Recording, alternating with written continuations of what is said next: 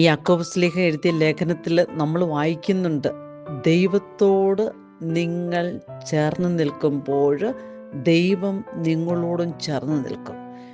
ഒരുപക്ഷെ നമ്മുടെ ബിസിനസ് മേഖലയിൽ, അല്ലെങ്കിൽ നമ്മുടെ കുടുംബ ജീവിതത്തിൻ്റെ ചില തകർച്ചയുടെ മേഖലകളിൽ, മക്കളെ ഓർത്ത് വേദനിക്കുന്ന, വിലപിക്കുന്ന ആ ഒരു സാഹചര്യങ്ങളിൽ, ഏതൊക്കെ അവസ്ഥയിലൂടെയാണോ നീ കടന്നു പോകുന്നത്, ആ അവസ്ഥയിലൊക്കെ നീ ദൈവത്തോട് ചേർന്ന് നിൽക്കുമ്പോൾ ദൈവം നിനക്ക് ഉറപ്പ് തരികയാണ്, ഞാൻ നിന്നോട് ചേർന്ന് നിൽക്കുമെന്ന്. ഈ ഒരു വലിയൊരു വിശ്വാസം നമ്മുടെ കൂടെ ഉണ്ടാകണം. ഈ ഒരു വലിയൊരു പ്രത്യാശ നമ്മുടെ കൂടെ ഉണ്ടാകണം.